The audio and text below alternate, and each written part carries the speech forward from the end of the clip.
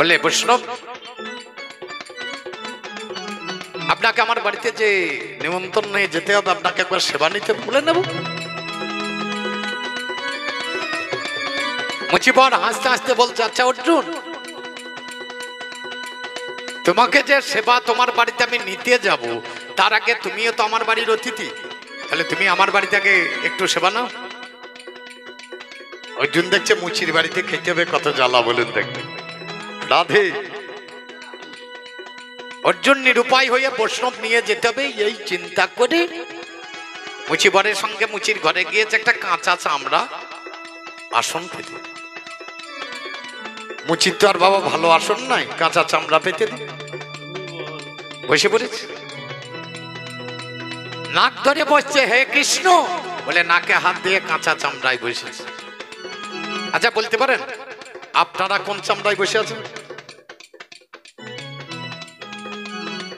মধুকৈটবের বেদ থেকেই মেদিনীর জন্ম হয়েছে। তাই যদি হয়, আজ পর্যন্ত ব্রাহ্মণরা যজ্ঞ করলে বালি দেবে, তার উপরে কাঠ চাপিয়ে যজ্ঞ, কারণ মধুকৈটবের চামড়া পুড়ে যাবে। তাহলে আমরা সবাই তো কাঁচা চামড়াতেই বসি, পাকা চামড়াতে তো আর বসি না। অর্জুনকে বলছে খেতে হলে একটু স্নান সেরে নাও না। বলে পুকুর কোথায়? বলে পাশে দেখিয়ে দিয়ে। পুকুরের পাশে গিয়ে অর্জুন দাঁড়ায়। পুকুরের জলে শুধু চামড়া ভিজে আছে, অর্জুন দেখতে পায় ওই পুকুরের জলে শুধু চামড়া ভেজানো। মানে মুচির পুকুর আর কেমন হবে, সে চামড়াই থাকবে। চামড়া ভেজানো আছে পুকুরে। অর্জুন দেখছে এই পুকুরে স্নান করবো কি করে, নাকে ধরিয়ে লাভ মেরে হে কৃষ্ণ বলে লাভ মেরে জলে ডুবে গিয়েছে। গিয়ে চোখ খুলে দেখছে বাবার এই পুকুর তো সাংঘাতিক পুকুর। 33 কোটি দেবতা সহসা বাহনে জলের তলায় বসে। কোনদিন দেখেছেন এই পুকুর? এই চামড়া ভেজানো পুকুরে কোনদিন স্নান করেছেন? রাধে, কবি গান শুনলে হবে না, তাহলে তো সারা ঝাড়ের মতো এখানে সেখানে ফুটিয়ে বেরিয়ে থাকে। এই চামড়া ভেজানো পুকুর আমরা প্রত্যেক পুরুষ স্নান করতে যাই। যে পুকুরে স্নান করি সে পুকুরে চামড়া ছাড়া কিছু আছে নাকি? যেখানে আমরা স্নান করতে যাই কোনোদিন তাকিয়ে দেখেছেন সেখানে চামড়া ছাড়া কিছু আছে? আমরা স্নান করতে যাই, ডুব দিই, ডুব দেওয়ার পর আর চোখ খোলার ক্ষমতা থাকে না। চোখ খুললে পরে ভগবানকে দেখতে পেতাম, চোখ বন্ধ করি যা হইল হইল। রাধে, স্নান করে উঠে বৈষ্ণবকে নিয়ে এসে বাড়িতে সেবা দিয়ে ঘন্টা ধ্বনি হইল। তখন নামে যা রবিরুচি, নামে যা রবিরুচি, অসুচি হইরে সুচি ছিল বাল্মীকি মুচি বৈষ্ণবের সেনা। ও যার চরণে ধরিয়ে করেন সেবা স্বয়ং পাণ্ডব, হইরে স্বয়ং পাণ্ডবে নাই, ও ভাই স্বয়ং পাণ্ডবে না। কৃষ্ণ নামে পাগল হলো যারা, ও ভাই কৃষ্ণ নামে পাগল হলো যারা, ও ভাই কৃষ্ণ নামে পাগল হলো যারা, ও ভাই কৃষ্ণ নামে পাগল হলো যারা। নামে যারে ধরা মাতা গো,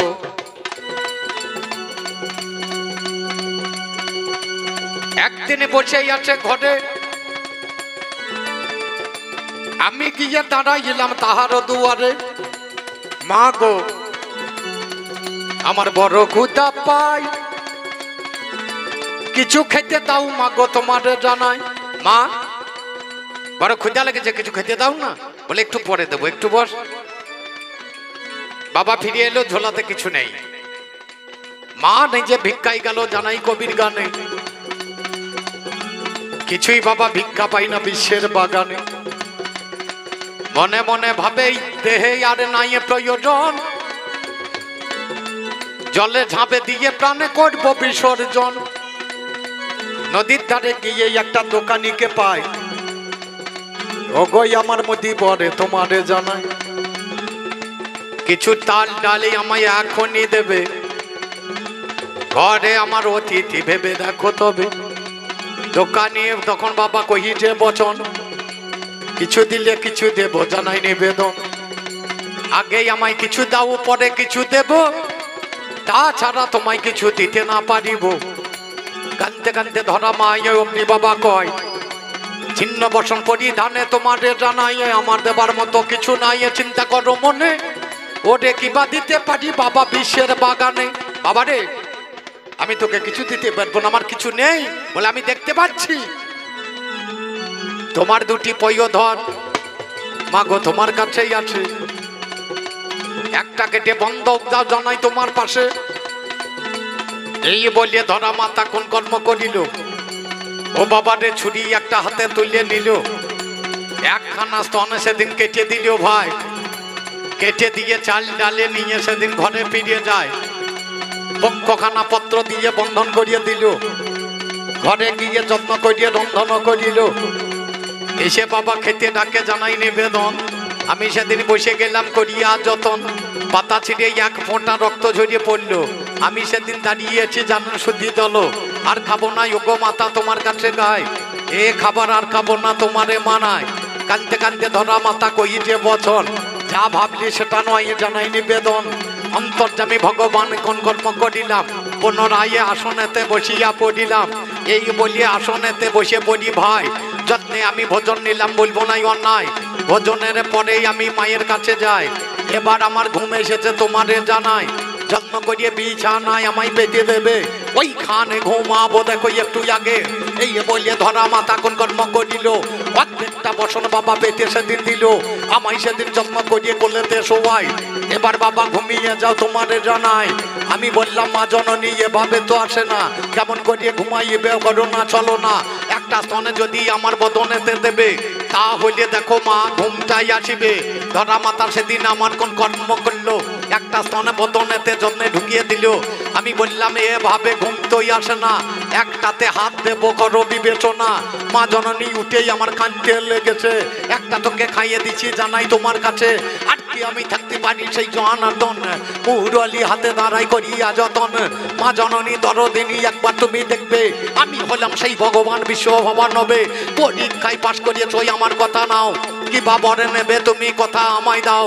আজ যেমন স্তনে আমার পান করিয়ে দিলি, কাটা তনে ঋণ শোধ করবি জানি ভালি। এই বলে মা জননী আমার কাছে চাই, স্তনের ঋণ শোধ করবি বলবো নাই অন্যায়। আমার গর্ভে জন্ম নেবি জানাই নিবেদন। আমি বললাম তা হবে না জানাই গো এখন, একজনকে কথা দিলাম তার গর্ভে যাব, তার গর্ভেই আমি দেখো জন্ম সেদিন নেব, তার স্তনে আমি দেখো পান তো করবো না। বৃন্দাবনে চলে যাবো আমি কালো সোনা, যশোদা রূপে তুমি তথাকারে যাবে, নন্দ মহারাজা স্বামী তোমার হবে। সেইখানেতে গিয়ে স্তনে করবো আমি পান, স্তনের ঋণে মিটাই দেবো জানাই তোমার পান। তাই বলি মা জননী তোমার কাছে গাই, আমি সেই ভগবান বলবো নাই অন্যায়। কারো ঋণী কোনোদিনই রাখি না, দুগ্ধের ঋণে শোধ করিয়েছে এই কালো। এখন ছেলেরা গান করে মায়ের এক ফোঁটা দুধের ঋণ শোধ হবে না কোনোদিন। কে বলেছে তোকে? আমি ভগবান সেদিন কাটা স্তনের ঋণ শোধ করে দিয়েছিলাম। বৃন্দাবনে এসে গান ধরেছি কোথায়, কৃষ্ণ নামে পাগল হল।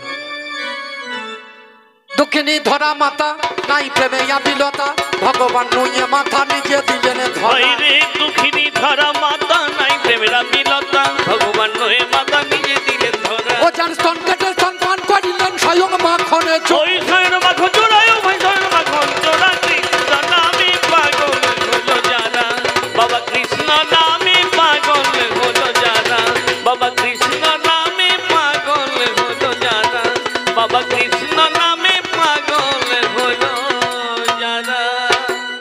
আজকে তো গান করতে এসেছে এমন কিছু দূরে নাই, কতটা দূরে আছে এখান থেকে ডাক বাংলা খুব বেশি হবে না নাকি বলছি? কত হবে? 20-25 কিলোমিটার হবে, তার বেশি তো হবে না। তারপরে ওই দিকটা আমার 20 কিলোমিটার, 20 আর 25, 45-50 কিলোমিটার রাস্তায় আছে। আজ তো তাড়াতাড়ি বাড়ি চলে যাবো, অসুবিধা নাই। যেদিন দূরে যায় বাংলাদেশের বর্ডারের দিকে চলে যায়, কৃষ্ণনগর পার হই, গেদিয়ার বর্ডার দিকে চলে যায়, তখন গিন্নিকে বলে যাই পারিস তো একটা ভালো স্বামী ঘরে বলি, কদিন আর একা থাকবে। মা তোমাদের রাগ হচ্ছে না? আমার মতো ভালো স্বামী পাওনি বলে রাগ হয়। কোন স্বামী বলবে যে ঘরে বলিলিস? আমি বলি, কারণ কতদিন আর একা থাকবে বলিলিস। আর বীরভূমে মেয়েরা ওটা পারে, ওটা মুর্শিদাবাদে মেয়েরা পারবে না, ওটা বর্ধমানে মেয়েরা পারবে না, নদীয়া পারবে না, পশ্চিমবাংলা যত জেলা আছে কেউ পারবে না, একমাত্র বীরভূমে মেয়েরা ছাড়া। স্বামী থাকতে স্বামী বলি। জয় গুরু, হরি বল হরি বল। আমার এক ভাই এসে কিছু দিয়েছে মনে হয়, ভগবান তার সব দেখবে না নাকি? ভগবান তোমার নামে মতি রাখুক, এইটুকুই চাইছে, আর কিছু চাইছে না।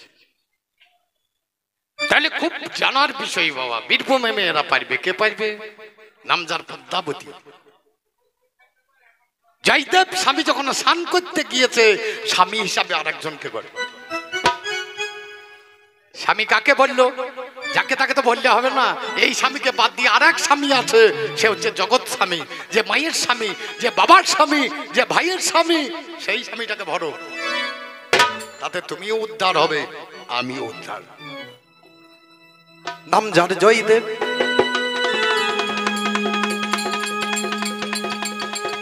বীরভূমে জয়ের তীরে একটা গ্রন্থ লিখতে গেলেন, দেখুন চিন্তা করে লিখছেন, সরগর লখণ্ডনম মম শিরসি মণ্ডনম। মনে মনে ভাবছে লিখবো দেহি পদ পল্লব মোদারম, আর লিখতে পারছি। কলমখানা ছেড়ে দিয়ে বাইরেতে গেল, পদ্মাবতীর কাছে গিয়ে বলিতেছে, ভালো পদ্মা গো, বলে লেখা হলো না? বলে আর লিখবো না এখন, আর একটু তেল দাও, একটু স্নান করে আসি। পাশেই অজয় নদী, আপনারা যদি কেউ গিয়ে থাকেন জয়দেবের মেলা গেলেই দেখতে পাবেন পাশেই অজয় নদী। আর জয়দেব যে ঘাটে স্নান করতেন, একবার উপরেই মন্দিরটা। এই কিছুদিন আগে আমার ইউটিউবে, আমার যদি ফেসবুক দেখতেন দেখবেন, জয়দেবের সঙ্গে আমার একটা ছবি তোলা দিয়ে ছেড়িয়ে দিয়েছিল ছেলেগুলি বদমাইশি করে। জয়দেব ঠাকুর বসে আছেন, আমি পাশে বসেছি, জয়দেবকে ধরিয়েছি খাবলিয়ে, আর সেই সময় ছবিটা তুলে নিয়ে ছেড়ে দিই। আরে ওই কাজ করে। এই জয়দেব লিখতে পারছে না, দেহি পদ পল্লব মোদারম। যখনই স্নান করতে গিয়েছে, আসল জয়দেব এসে ঘর ঢুকি, এটাকে ভগবান শ্রীকৃষ্ণ এসে ঢুকে পড়েছে। বলে কি ব্যাপার স্বামী, তুমি স্নান করলে না? বলে প্রতিদিন আমি নিজে স্নান করি, আজ আর ভালো লাগবে না, যে তোমার হাতে স্নান সারিব, তোমার হাতে স্নান সারিব।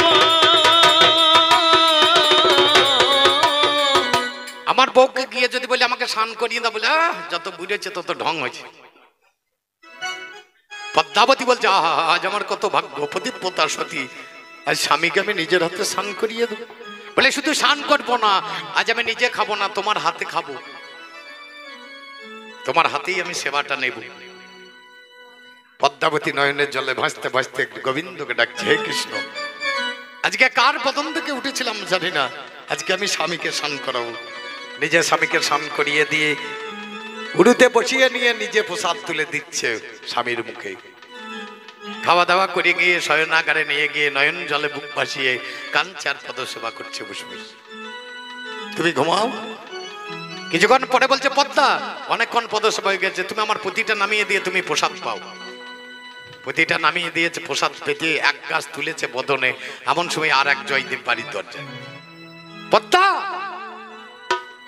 এক গাছ বদনে ভরিয়ে দিয়েছে, আর এক গাছ হাতে করে ধরে হয়েছে। কথাও বলতে পারছে না, আর কিছু বলতেও পারছে না। মনে মনে ভাবছে, আমার ঘরে জয়দেব আর বাইরেও জয়দেব, ঘরে জয়দেব বাইরেও জয়দেব। পাশে এসে বলছে, হ্যাঁ গো পদ্মা, শুনতে পার না? পদ্মা কিছুই বলে না, পদ্মাবতী চুপ করে বসেছে। বলে তোমার হাতে আর প্রসাদ খাবো না, ব্যভিচারী নারী না হবে কান্ডারি, ব্যভিচারী নারী না হবে কান্ডারি, ব্যভিচারী নারী না হবে কান্ডারি, ব্যভিচারী নারী না হবে কান্ডারি, নায়িকা বাছিয়া লবে, ব্যভিচারী নারী না হবে কান্ডারি, নায়িকা বাছিয়া লবে। ওরে ব্যভিচারী নারী পরশ করিলে পুরুষের ধর্ম যাবে, ব্যভিচারী নারী পরশ করিলে পুরুষের ধর্ম যাবে। আমি তোমার হাতে আর প্রসাদ নেব, আমি তোমার হাতে আজ প্রসাদ নেব না। বলে তোমার হাতে আর কোনোদিন আমি প্রসাদ পাবো না। পদ্মাবতী চিন্তা করছে, নয়নের জলে বুক বেঁচে। পদ্মা, পদ্মা রাগ করে আতকে উঠেছে। বলে আমি তোমাকে স্নান করালাম, তোমাকে আমি সেবা দিলাম, তোমাকে আমি শয়নাগারে নিয়ে গেলাম, তোমার আমি পদ সেবা করলাম, তোমাকে পুঁতিটা নামিয়ে দিলাম, তুমি নিজে বললে প্রসাদ পাও। নাসিকাতে গন্ধ ঢুকে গেছে। কি গন্ধ ঢুকে গেল নাসিকাতে? অজ্ঞগন্ধ মত মকরন্দ যখন নাসিকায় ঢুকে গিয়েছে আর পদ্মাবে জয়দেব থাকতে পারলো না, ছুটে চলে গেল। গিয়ে দেখছে পুতিকানা নেমা আছে, সব নাক করে লেগে দিয়েছে। ভগবান পদ্মার কাছে এসে বলছে, পদ্মাবতী আমার দ্বারাই হলো না গো, গোটা জীবন ভগবানের নাম করলাম, আমি পেলাম না ভগবানে। তুমিই হচ্ছে ভক্তা, তোমার মতো ভাগ্যবতী নবনী জগতের ঘরে ঘরে যেন যায়। তুমি প্রসাদ পেলে ভগবানের, আমি তো পেলাম না, আমাকে একটু তোমার ওই প্রসাদ দাও না। তখন পদ্মাবতী স্বামীকে সেই প্রসাদ তুলে দিচ্ছে। ভগবান খেলে হলো প্রসাদ, ভক্তের প্রসাদ, ভক্ত খেলে হলো মহাপ্রসাদ।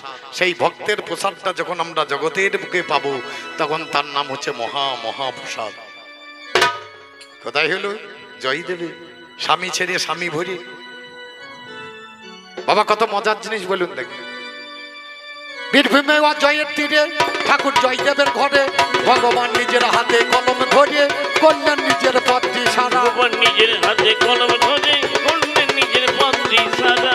সেদিন পতি হইয়া সতীর সেবা নিলেন মাখনে, ভাইরে নিলেন মাখন জোড়া, দেখো নিলেন মাখন জোড়া। কৃষ্ণ নামে পাগল হলো যারা, বাবা কৃষ্ণ নামে পাগল হলো যারা, বাবা কৃষ্ণ নামে পাগল হলো যারা, বাবা কৃষ্ণ নামে পাগল হলো যারা।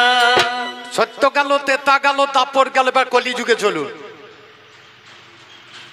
কলিযুগের মাঝখানে একটা ছেলের জন্ম হয়েছিল নানুরে। এই ছেলেটার নাম ছিল চণ্ডীদাস, আপনারা জানেন। এই চণ্ডীদাসের একটা দাদা ছিল, তার নাম ছিল রামদাস। এই চণ্ডীদাস আর রামদাস ছিল দুই ভাই। রামদাস ভজনা করতেন ভগবানের, তিনি ছিলেন পরম বৈষ্ণব। আর এই চণ্ডীদাস ভজনা করতেন মা কালী বাসুলি। একদিন রামদাস ভাইকে বলছে, ভাই তোর মা কালীর সঙ্গে তো তোর প্রতিদিন কথা হয়, তোর দেখাই, আমাকে একবার দেখাবি? বলে দেখাবো। বলে কালকে তোলে নিয়ে চল তোর মন্দিরে।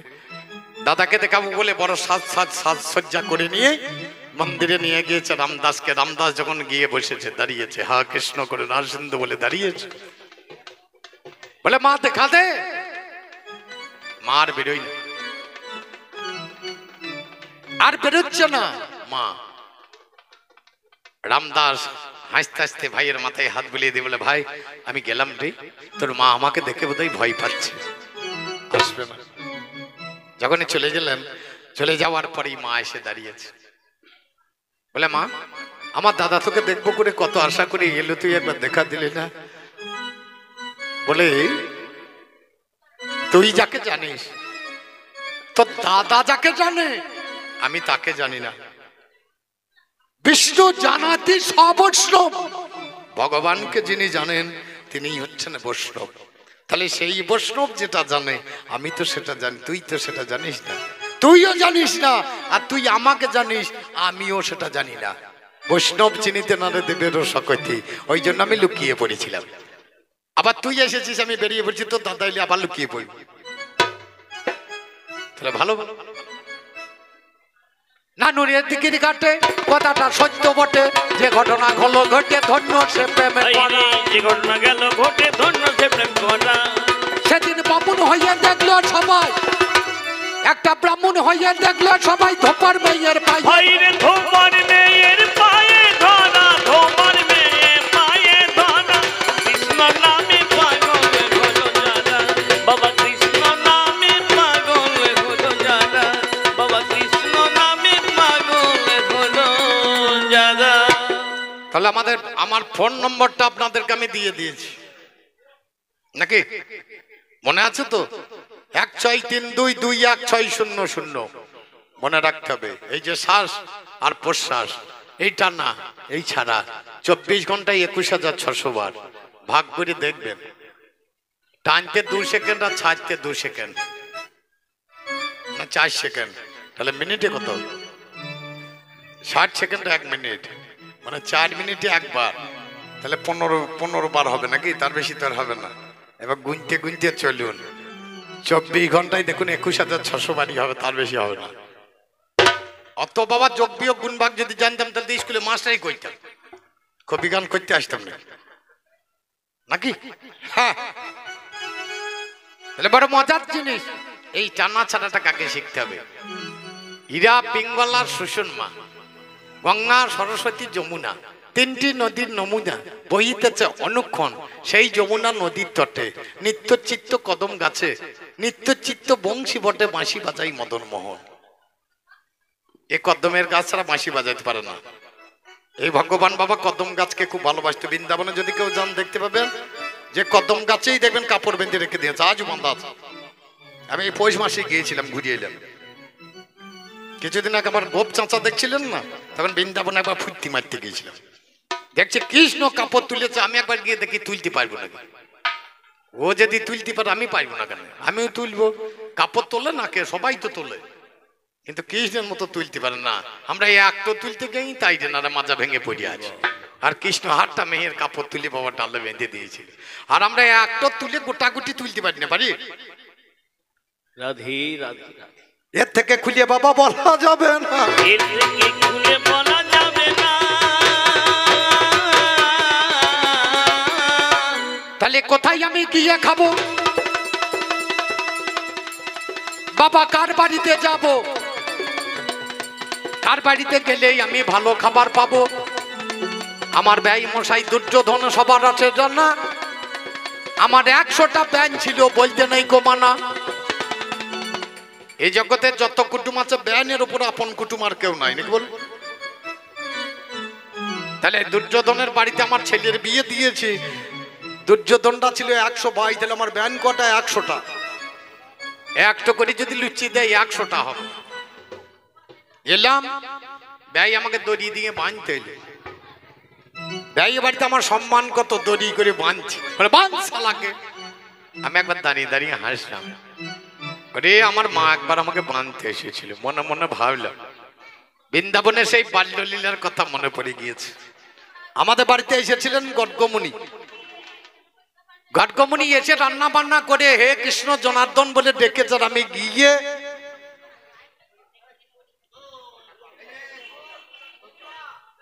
না না মাঝে মাঝে কথা না বললে ভালো না, আপনারা বুঝতে পারেন না। তরকারিতে সব দিলেও কাজ হবে না, মাঝে মাঝে খুন্তিটা নড়াইতে হবে।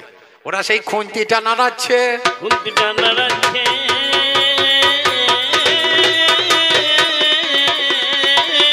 না নাড়ালে বাবা কাজ হবে। ওরে খুন্তিটা নড়াচ্ছে, না নড়ালে কাজ হবে না। খুন্তিটা আমাকে বাঁধতে গিয়েছিল আমার মা একদিন। গড্গমণি এসেছিল আমাদের বাড়িতে, আমি তখন বাচ্চা। হে কৃষ্ণ বলে ডেকেছেন, আমি গিয়ে খাবার খেতে আরম্ভ করি। বলে তোর ছেলেটা সর্বনাশ করে দিল। আমাকে নিয়ে গিয়ে মা ঘরের ভেতরে ভরিয়ে শেকল লাগিয়ে দিল। আবার ডাকছে হে কৃষ্ণ, আমি গিয়ে আবার রান্না বান্না নষ্ট করে দিচ্ছে। বলে আরে তোর ছেলেটাকে, বলে আমি তো শিকল লাগিয়ে। আচ্ছা ঠিক আছে বাবা, এবার বেঁধে রাখবো। মা আমার বাঁধতে লেগেছে। আমার বাবার গরু ছিল 9 লক্ষ গরু। সেই গরুর দড়ি দিয়ে আমাকে বাঁধতে আরম্ভ করে। যত দড়ি জড়ায় বাঁধা আর যায় না। শেষকাল দেখছি এত বাঁধা যাবে না, তখন নিজের কাপড় খুলেছে। খুলতে গিয়েছে, আমি তখন বাঁধা পড়ি। মা বসন খুলে দেবে তাই হয়। বাঁধা পড়িয়ে গেলাম। সেই মা একবার বেঁধেছিল, আজ আমার বাবার ব্যয় মশাই দুর্যোধন বাঁধতে গেল। যত বাঁধতে যায় তত দেখবেন আমার উদ্দরটা বেড়ে যায়। দড়ি লাগায় উদ্দর বাড়ে, দড়ি লাগায় পেট বাড়ে, দড়ি লাগায় পেট বাড়ে। তার জন্য আমার নাম হয়েছে দামোদর। উদ্দরটা বেরিয়ে গেছে, দাম দিয়ে বাঁধা যায়নি, এই জন্য আমার নাম হচ্ছে দামোদর। উদ্দরটা এত বড় হয়েছে, তত দড়ি লাগাচ্ছে 2 আঙ্গুলি ফাঁক থেকে যায়। একটা হচ্ছে নিষ্ঠা আর একটা হচ্ছে ভক্তি। এই 2 আঙ্গুলি ফাঁক মারতে পারেনি। আমি সেদিন ওখানে না থেকে বললাম ব্যয় মশাই বাড়িতে আমার সম্মান খুব, আর থাকা যাবে না। সেখান থেকে বার হইয়া বিদুরেরও ঘরে এসে আমি দাঁড়াইলাম অতি যত্ন করি। এসে দেখি পরাশরী বাড়িতে নাই। সেই সময়ে পরাশরী স্নান করতে যায়। একজনেই গিয়ে বাবা খবর দিয়ে দিল, তোর বাড়িতে বসে আছে শ্যামচিকন কালো। মা জননী দরদিনী বসন্ত পড়ে না। আমার ঘাড়ে চাপিয়ে নাই করো বিবেচনা, কারণ লজ্জা ঘৃণা ভয় 3 থাকতে নয়, জানেন তা সবাই। মা জননী দরদিনী ছুটে চলে যায়। আমি বসেই আছি, বাবা নয়নে হেরিল। আমার কাছে সেদিন মাতা বলিতেছে, ভালো কৃষ্ণ তোর মুখটা কেমন শুকিয়ে গেছে, কিছু খাসনি না? এবার সে বার করে হাত ঢোকাচ্ছে, কিছুই পাই না। শেষকালে একটা মারে দেখছে একটা কদলি মানে একটা কলা পড়ে আছে, সেই কলাটাকে বের করে একটা রেখাবিতে চাপিয়ে নিয়ে এসে বলছে কৃষ্ণ খাও। বগলে হাত ভরে বসে আছে, তুমি খাইয়ে দাও। মনে মনে ভাবছি মা তুমি আজ খাইয়ে দাও, তোমার হাতে অনেক দিন খাইনি, একবার খাই। মা আমার নয়নের জলে বুক ভাসিয়ে কলাটাকে ছাড়িয়ে আসল বস্তুটা ফেলে দিয়ে আমাকে কোলে করে নিয়ে চোকাটা ভক্তি করি আমার বদন। তাহলে বুঝতে পারছো ভক্ত আমি কি খাই? আমাকে যদি ভক্তি করি কলা চোকা দেয় সেটা আমি খাই, আর অহংকার করে যদি কলাটাও দেয় বাবা সেটাই আমি খাবো না, সেটাই আমি খাবো না।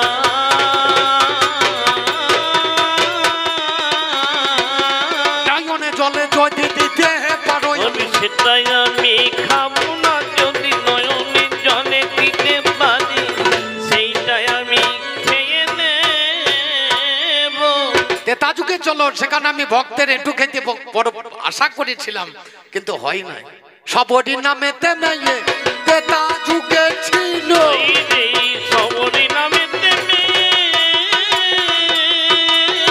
তেতাজুকে ছিল।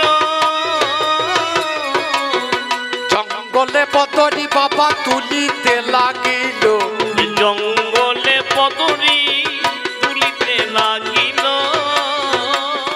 মার্তণ্ড মুনির আশ্রমে ছিলেন এই সবরি। মার্তণ্ড মুনি একদিন বলছে তোর মা ভাগ্য ভালো, তোর সঙ্গে তোর বাড়িতে একদিন রাম আসবে। মা দেখছে আমার বাড়িতে যদি রাম আসে আমি খাইতে দেবো কি? প্রতিদিন একটা পত্রের থালি নিয়ে জঙ্গলে বেড়াতে যায়, আর বদরি, বদরি মানে কুল, কুলগুলো তোলে, অর্ধেকটা খাই আর অর্ধেকটা রেখে দেয়। খাই কেন গো?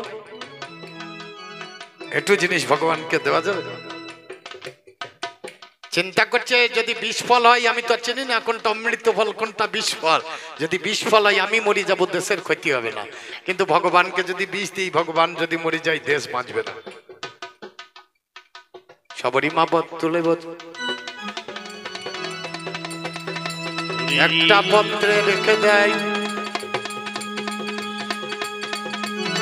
একদিনে তার বাড়িতে দাঁড়াইল রামে দয়াময়, অজানুলম্বিত ভূজনবদুর পাতল শ্যাম।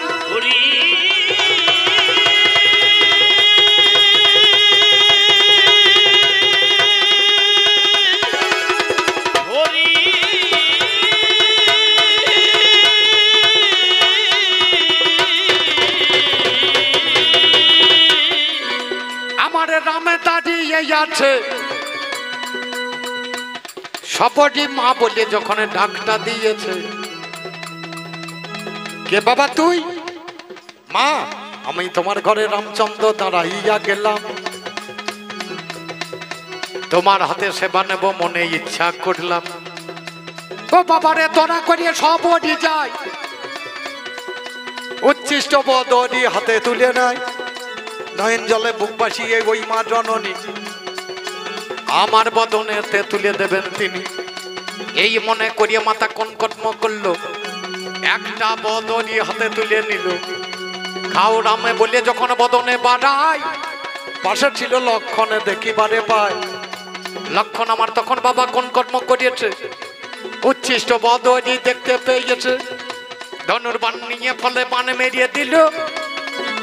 বানটা বাবা চার খণ্ড হয়ে পালাইল। আমি বললাম লক্ষণের সর্বনাশ করিলি, ওরে ভাই ভক্ত মনে ব্যথা দিয়ে দিলি, এর অভিশাপ তোরে খণ্ডন হবে না। আমার কাছে শোনো ভাই, কর বিবেচনা। দাদা গই আমি কথা বুঝতে পারি না, সবরি কি ভাবে তোমারে জানায়। উচ্ছিষ্ট বদরি এই পদ্ধতি গুলো যখন বাগানে তুলতে গেল, যদি টক হয় কেমন করে আমার মুখে দেবে ভালো। যেটা মিষ্ট ফলে যত্ন করিয়ে সেটা রেখে দেয়, টক ফলে বাইরে ফেলে জানেন মহাশয়। বিষ ফলে হলে পরে আগে মারা যাব, ভগবানকে আর বাবা মরতে নাহি দেব। লক্ষণ আমার করজোরে বসিয়া পড়িয়েছে, রামচন্দ্রের পদতলে কান্তে লেগেছে। ও গো আমার ভগবানের রামচন্দ্র ধন, বলো বলো বলো দাদা জানাই নিবেদন।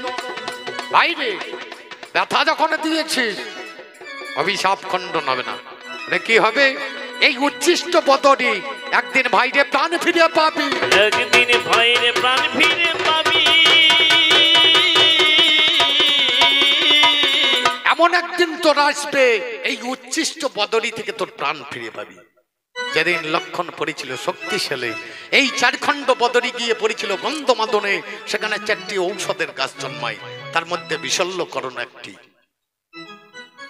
লক্ষণ যখন পড়ে গেল, ওই উচ্ছিষ্ট বদরি এনে দিয়ে লক্ষণের ক্ষতস্থানে দিয়ে লক্ষণ প্রাণ ফিরে পেল।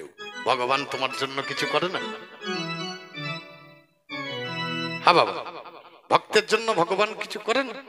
ভক্তের বোঝা আমি নিজে কাঁধে করিয়ে বইলাম, কাঁধে করে বইলাম।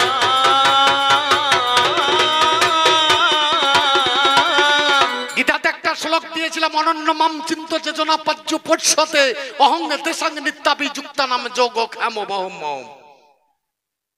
অনন্য মনে যদি কেউ ভগবানের নাম গুণগান করে, তার আমি যোগ ক্ষাম সব বহন করে থাকি। অর্জুন মিশ্র নামে এক ভদ্রলোক 7 দিন দুর্যোগ যে বাড়িতে দেয় ভিক্ষা পাই না ফিরিয়ে দেয়, এই ফিরতে ফিরতে ফিরতে ফিরতে ফিরতে এসে গীতার শ্লোক দুটি লাল কলম কালি দিয়ে কেটে দিলেন। ভগবান তোমার বাণী মিথ্যা, অনন্য মনে তোমার নাম যোগ করে তার যোগক্ষাম তুমি বহন করে, এটা ভুল। ব্রাহ্মণ যখন বেরিয়ে গেছে ঝোলা নিয়ে ভিক্ষায়, আমি দাদা বলরামকে ডেকে দুজনে বালকের রূপ ধরে 2খানা বাঁক কাঁধে করে নিয়ে ঠাকুর মশাই বাড়িতে। বুকে ঝরঝর করে রক্ত ঝরছে, বাপটি মা এসে বলছে, ওরে বাবা এত মালপত্র কে নিয়ে এসছিস? বলে বাবা ঠাকুর আমাদের পাঠালো। তা তোর বুকে রক্ত কেন? এত ভার বইতে পারেনি, যার জন্য ঠাকুর মশাই আমাকে মেরেছে। আমি ঠাকুর মশাই ভারটা আমি বইতে পারিনি, তার জন্য ঠাকুর মশাই আমার বুকে আঘাত করে। ঠাকুরের এত বড় স্পর্ধা, এতটুকু ছেলে এত বড় ভার বইতে পারে? তুই বল, তোর বাবা হিসেবে আমি দেখব। আমি কাঁদতে কাঁদতে বলেছিলাম, মা এখানে বসলে ঠাকুর মশাই এসে আবার মারবে। 2 ভাই মালপত্র নামিয়ে দিয়ে কৃষ্ণ বলরাম আমরা 2 ভাই চলে গেলাম। ঠাকুর মশাই ঝোলাটাকে ছুঁড়ে ফেলে দিয়ে বলছেন, ভগবানের নাম কেউ কোনোদিন করবে না, ও যা লিখেছে ভুল। অনন্য মাম চিন্ত যেজনা পাজ্য পর্ষতে ভুল। ঘরের দিকে তাকিয়ে দেখছে অনেক মালপত্র সব নামানো। ঠাকুর এত মালপত্র কে দিয়ে? তুমিই তো পাঠিয়েছো। একটা সাদা ছেলে একটা কালো ছেলে, ছেলেটা মাল বইতে পারেনি বলে তুমি এত দয়াহীন? তোমার মনে এতটুকু মায়া নেই যে ওইটুকু একটা ছেলেকে তুমি বুকের মধ্যে অত জোরে আঘাত করেছো, ঝরঝর করে রক্ত ঝরে পড়ছে।